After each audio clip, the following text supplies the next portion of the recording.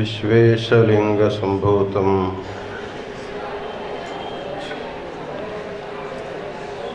विश्वविद्याविबोधकं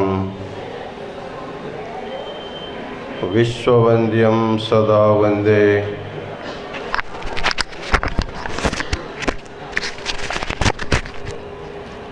विश्वाराध्यं जगद्गुरुं।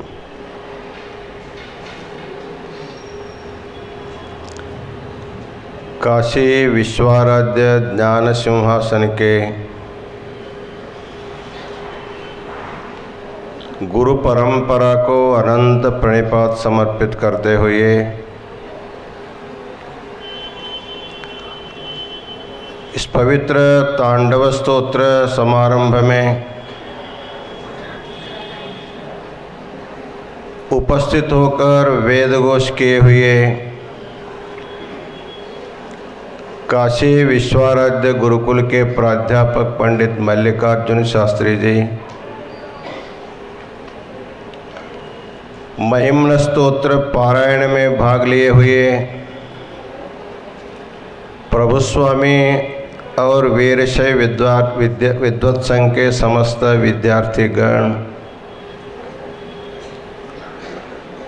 इस पवित्र काशी क्षेत्र में 1000 मातृशक्तियों को बुलाकर एक अभूतपूर्व तांडव स्तोत्र का पाठ करने में अपना बड़ा योगदान दिए हुए श्रीमती माधुरी सहस्रबुद्धे और उनके समस्त सहयोगी सद्भक्तगण,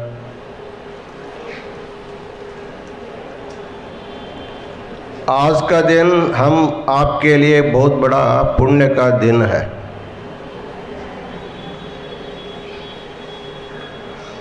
संस्कृत में अनेक स्तोत्र लिखे गए हैं, उनमें रावण कृत ये तांडव स्तोत्र जो है अत्यंत कठिन स्तोत्र माना जाता है। इसमें प्रयुक्त शब्दों का उच्चारण करना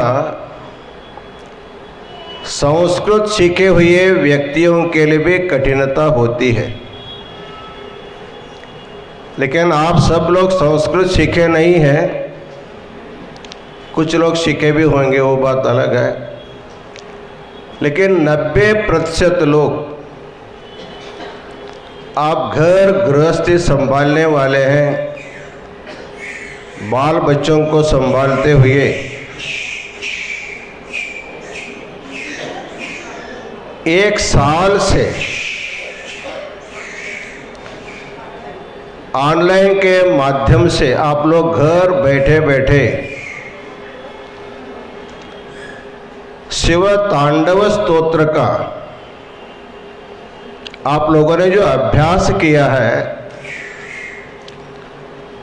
उस अभ्यास के परीक्षा देने के लिए आप लोग काशी आए हुए हैं।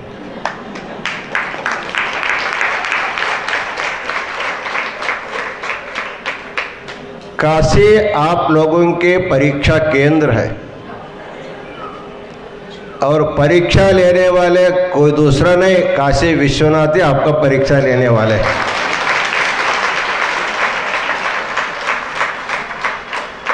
भगवान परीक्षा लेने से पहले गुरु परीक्षा पहले लेता है। गुरु के सानिध्य में जो पास हो जाता है, भगवान उसको पास करना ही पड़ता है।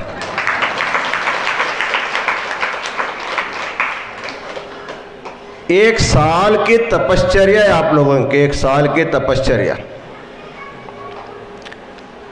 कभी कभी कहा जाता है जो होता है वो भलाई के लिए होता है। कोरोना महामारी पिछले मार्च में हमारे देश में आई, करीब 6-7 महीना पर्यंत आप लोगों को घर में ही बैठने का अवसर मिला, कहीं जाना नहीं, किसी से मिलना नहीं, शादी में जाना नहीं, मरने पर भी जाने का मौका नहीं मिला। कभी कभी ऐसे भी हुआ है, घर का व्यक्ति मरने के बावजूद भी हमको अंत्यक्रिया में जाने का अवसर नहीं मिला। इससे यह सिद्ध होता है हमारे साथ कोई आया नहीं, हमारे साथ कोई जाएगा नहीं, ये सिद्ध हो गया। तो हम लोग आए, भगवान के साथ आए हैं, हमको जाना होगा, भगवान के साथ ही जाना पड़ेगा।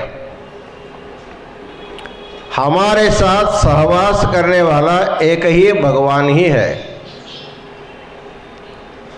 मुंडकोपनिषद में कहा गया है, द्वा सुपर्णा सयुजा सखाया समानम वृक्षम परिषस्व जाते तयोरन्यः पिप्पलम स्वाद्वत्ते अनश्नन्यो अभिशाकसीति। एक सुंदर वृक्ष में दो पक्षी बैठे हुए हैं। एक पक्षी वहां का फल खा रहा है, दूसरा पक्षी उसके साक्षीभूत होकर के बैठा हुआ है। उसी प्रकार हमारे शरीर रूपी वृक्ष में जीवात्मा रूपी एक पक्षी बैठा है और परमात्मा रूपी एक पक्षी बैठा हुआ है। जीवात्मा अपने शरीर के द्वारा पिछले अनेक जन्मों में किए हुए पुण्य पापों का जो पक्व कर्म है, जिसको प्रारब्ध कर्म कहा जाता है, उसका इस शरीर में बैठ करके दिन रात उसका उपभोग करता रहता है। लेकिन एक पक्षी ऐसे बैठा है, वो खाता नहीं है, वो साक्षी होकर के बैठा है, वो साक्षी परमात्मा है। इसलिए गीता में भगवान ने भी कहा है, हृदयेर्जुन तिष्ठति भ्रामयन् सर्वभूतानि यंत्रारूढ़ानि मायया। प्रत्येक व्यक्ति के शरीर में एक जीवात्मा एक परमात्मा दोनों वहीं बैठे हुए हैं। हमारे अंदर परमात्मा क्यों बैठा है? क्योंकि हम परमात्मा के संतान हैं। ममैवांशो जीवलोके जीवभूत सनातनः तदंशो व्यपदेशात्। तो हम सभी लोग भगवान के अंश हैं, संतान हैं। जैसे हर एक माता पिता अपने संतान के प्रति ज़्यादा ख्याल रखते हैं, हमारा बच्चा अच्छा हो, सबसे अच्छा हो, ऐसा हम लोग भावना करते हैं। उसी प्रकार भगवान भी सोचता है मेरा संतान है, इसको अच्छा काम करना चाहिए। कभी कभी बुरा काम करने लगता है तो भगवान अंदर से हमको अंतर्वाणी से बोध करता है। कोई भी कितना बुरा काम करता हो, वो जानते हुए करता है, अनजान में कोई नहीं करता। हम जो कर रहे पाप है, इसका फल दुख हमको भोगना पड़ेगा। इसको जानते हुए भी हम लोग पाप कर्म में प्रवृत्त हो जाते हैं।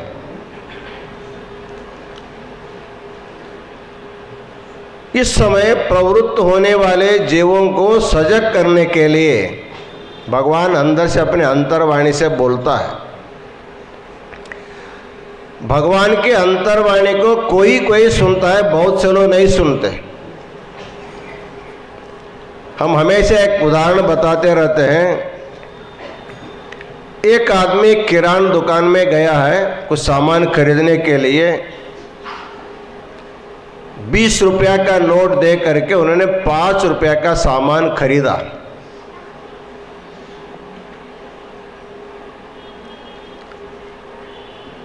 तो 5 रुपए का खरीद करने के बाद उसको 15 रुपए दुकानदार वापस देना चाहिए। वो भीड़ भाड़ में गलती से उन्होंने 25 रुपये वापस दे दिया। उनको मालूम नहीं 25 दिया, लेकिन जो हाथ में जो लिया उसको मालूम, अरे हमारा पीस भी आया, 5 रुपये का सामान भी, 5 रुपये अधिक आया। उस समय उनके मन में संवाद शुरू होता है, अरे ये तो अन्याय का धन है, इसको वापस करो, एक विचार आता है। वही भगवान की वाणी है, वापस करने के लिए बोलता है। अंदर वहाँ बैठा जो जीव बोलता है, अरे हम तो चोरी नहीं किया, उन्होंने खुद मेरे हाथ में दिया है, आए हुए लक्ष्मी को वापस करना ही ठीक बात नहीं। इस प्रकार भगवान कह रहे वापस करो वापस करो, लेकिन वापस न करते हुए वापस ले जाता है। ये जीव का धर्म है। इस प्रकार एक बार नहीं, भगवान सोचे ठीक एक बार गलती होगा, फिर बताता है। इस प्रकार अपने अंश जीव को समझाने के लिए भगवान हमारे अंदर बैठा हुआ है। इसलिए हमारे साथ भगवान आता है, हमारे साथ भगवान जाता है, हमारा दूसरा कोई जाता आता नहीं है। इसलिए हम सब लोगों को, हमारे जितना भी परिवार होने पर भी हमको भगवान को अनन्य भाव से शरणागति होना चाहिए। इसलिए त्वमेव माता च पिता त्वमेव, त्वमेव बंधुश्च सखा त्वमेव, त्वमेव विद्या द्रविणम त्वमेव, त्वमेव सर्वम मम देव देव। हमारे लौकिक माता पिता बंधु सभी होने पर भी हम लोग भगवान को सब कुछ मानते हैं। सच तो वही हमारा सब कुछ होता है। इसलिए सबको माता पिता के रूप में जो भगवान शिव और शक्ति है, शिव शक्ति इस प्रपंच के आधार हम लोग मानते हैं, उन्हीं के द्वारा सारी सृष्टि हुई है। अद्वैत प्रतिष्ठापना करने वाले भगवान शंकराचार्य भी बोलते हैं, शिव शक्तिया युक्तः यदि भवति शक्तः प्रभवितुम।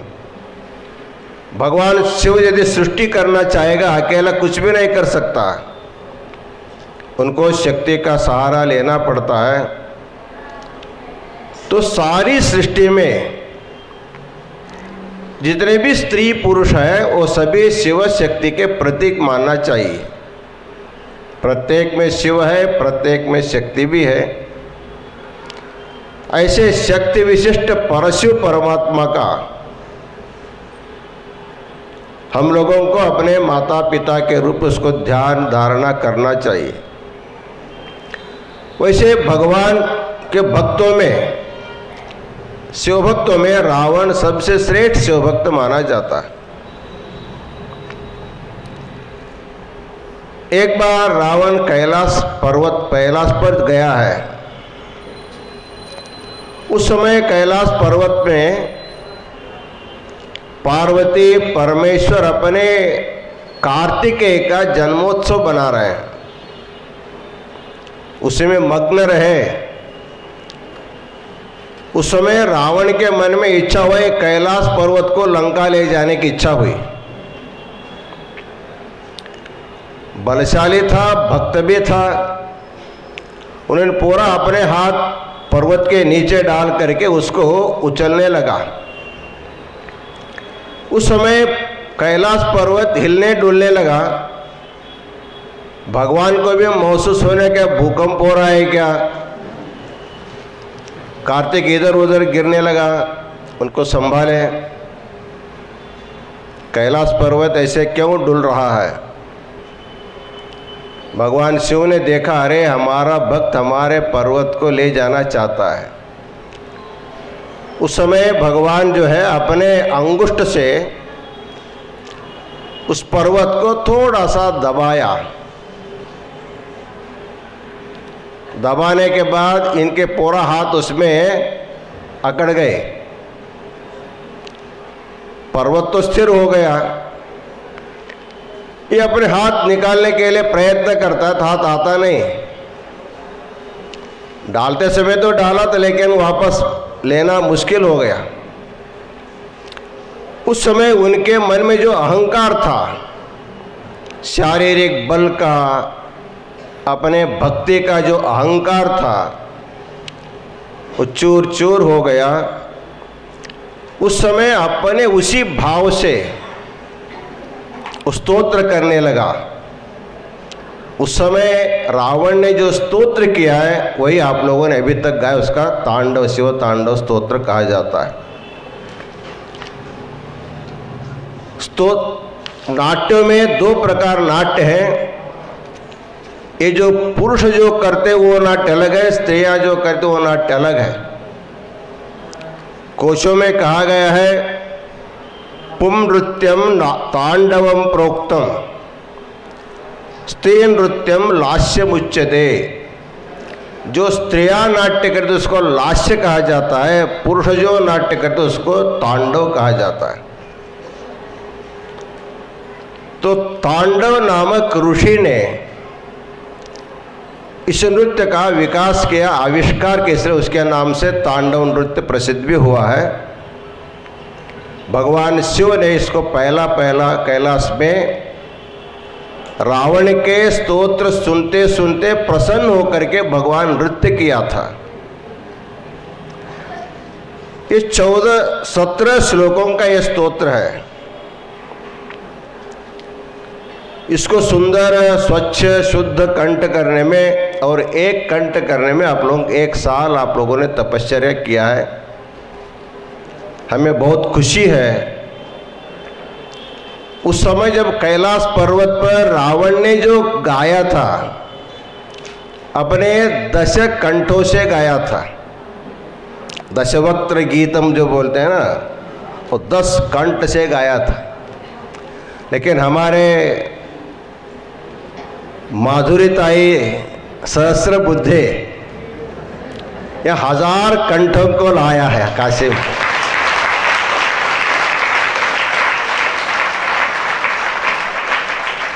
ऐसे काम सहस्र बुद्धि कर सकते, दूसरा कोई नहीं कर सकता।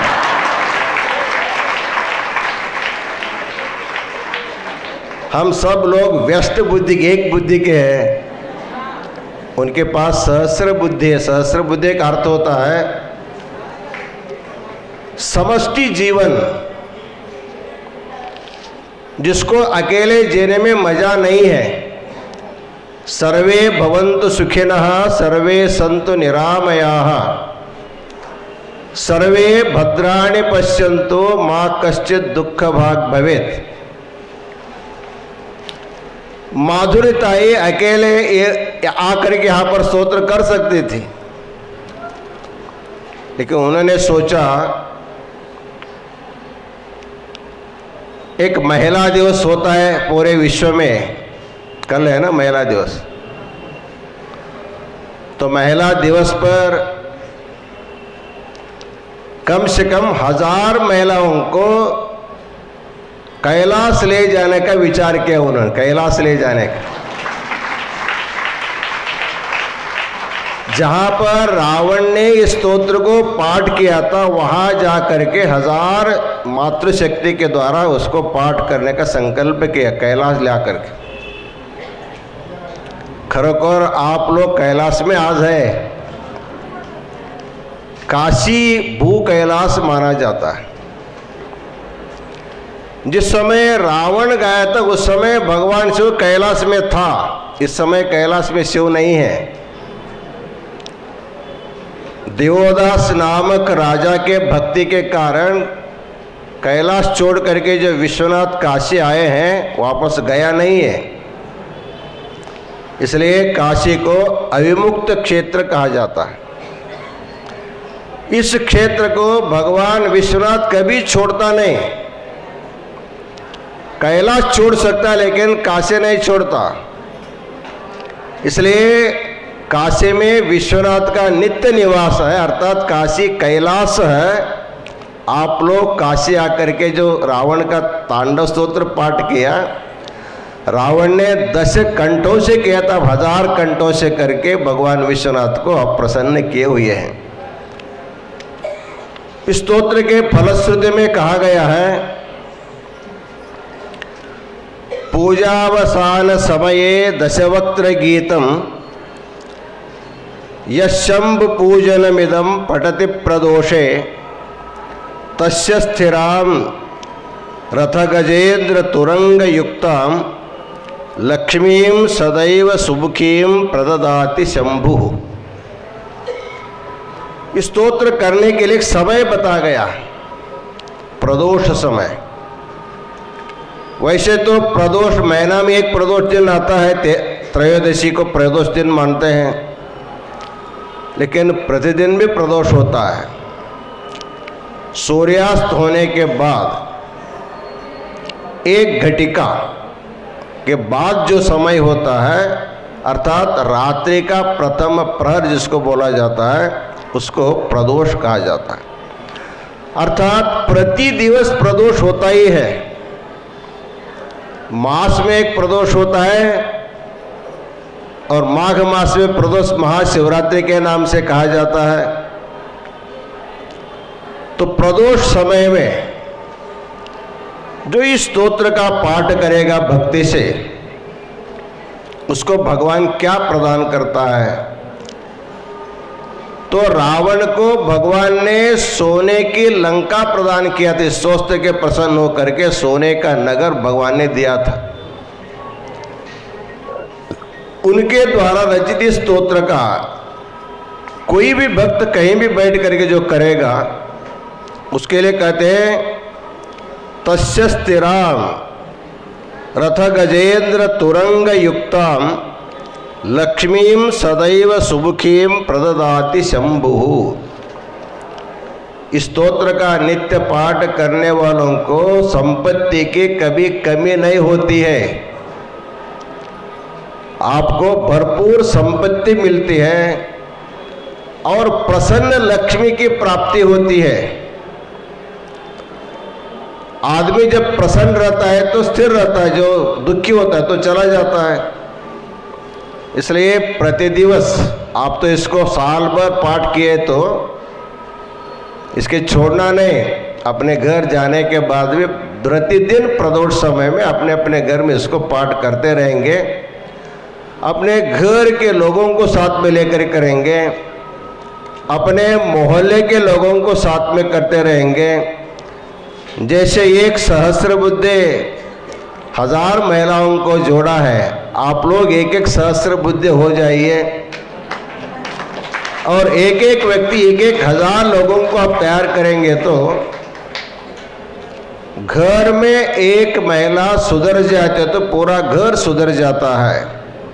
इसलिए पूरे देश को सुधारने का बहुत बड़ा जिम्मेवारी माताओं के ऊपर है। इसलिए कल होने वाले विश्व महिला दिन के उपलक्ष्य में पूर्व संध्या में आप 80 घाट में करने वाले ही हैं, लेकिन उससे पहले गुरु के सानिध्य में आप लोगों ने पाठ किया। जगत गुरु विश्वाराध्य जी आपके एक कंठ से मधुर ध्वनि से शुद्ध उच्चारण सुन करके आपको 100 में 100 नंबर दे दिया है।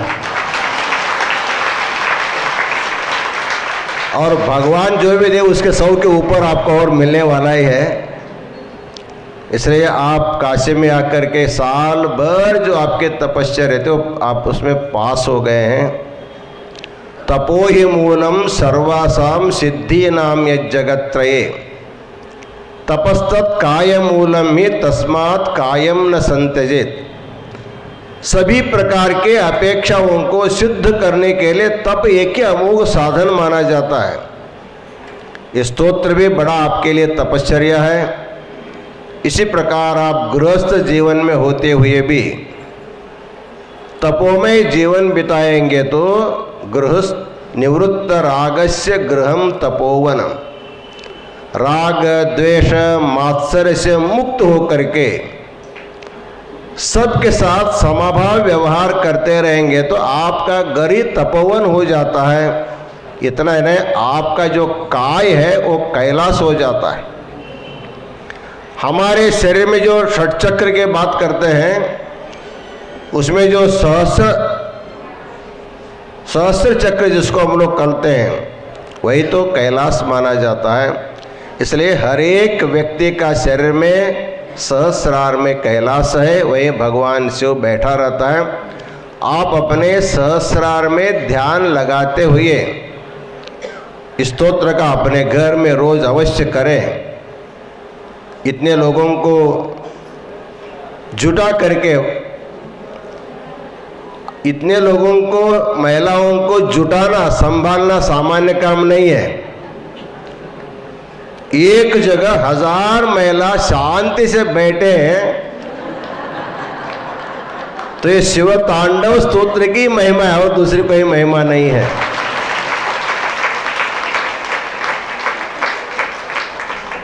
इसलिए माधुर्यताई सहस्र बुद्धे को हम बार बार भूरी भूरी आशीर्वाद प्रदान करेंगे। इसी प्रकार आप काशी में हर साल एक कार्यक्रम करते जाइए। इसके बहाने घर में बैठे बैठे उबे हुए सभी माताओं को एक कैलाश यात्रा करने का अवसर मिलेगा, गंगा स्नान का पुण्य मिलेगा।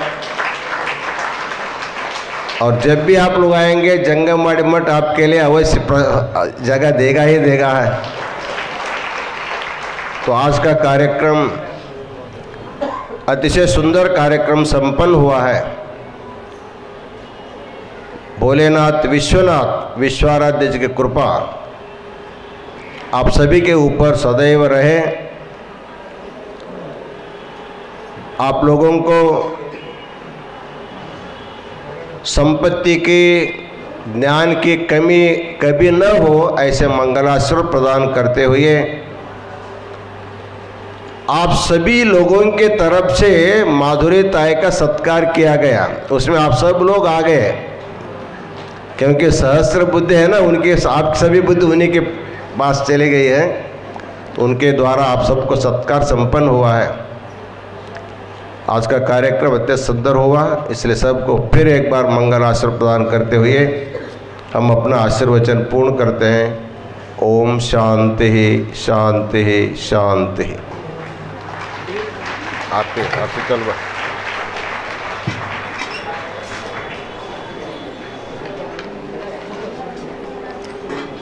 सभी लोग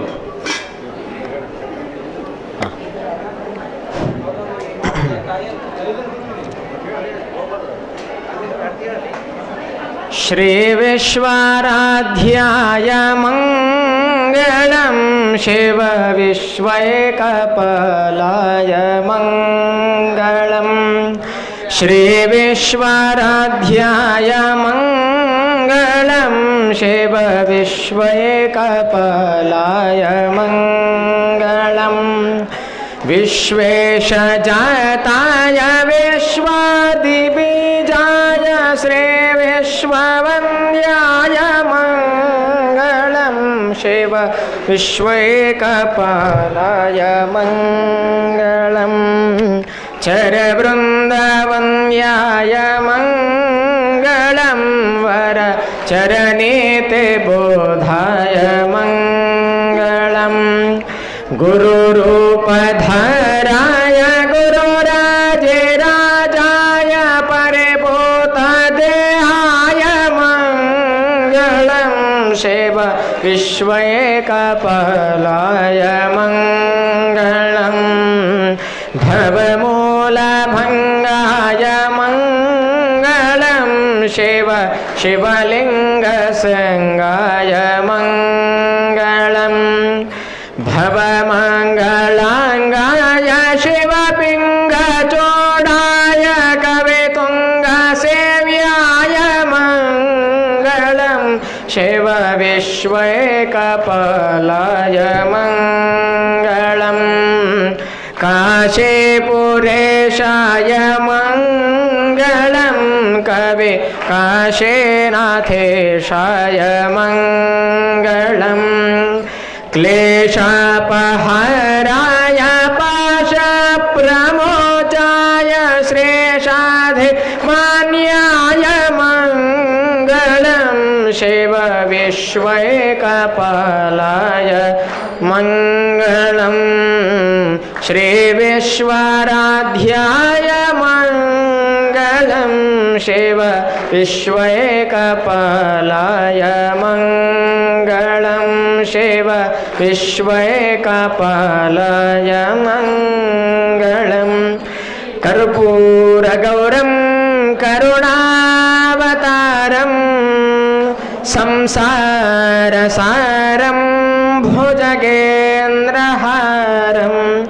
सदा वसन्तं हृदयारविन्दे भवं भवानी सहितं नमामि भवं भवानी सहितं नमामि सानन्दमानन्दवने वसन्तम् आनन्दकन्दं हरतपापवृन्दं वाराणसीनाथमनाथनाथं श्रीविश्वनाथं शरणं प्रपद्ये श्रीविश्वनाथं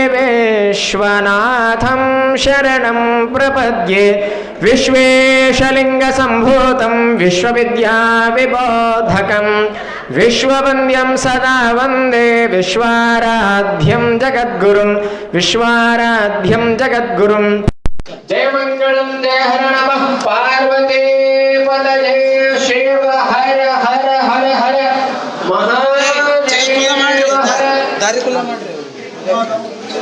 श्रीमद् जगद्गुरु पंचायत के जय काशी विशालाक्षी अन्नपूर्णा समेत विश्वनाथ भगवान के जय जगद्गुरु विश्वाराध्य शिवाचार्य महाराज के जय जगद्गुरु विश्वेश्वर शिवाचार्य महाराज के जय जगद्गुरु डॉक्टर चंद्रशेखर शिवाचार्य महाराज के जय सकल साधु संत महाराज के जय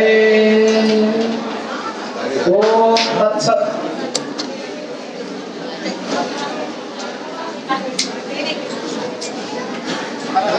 खुला मत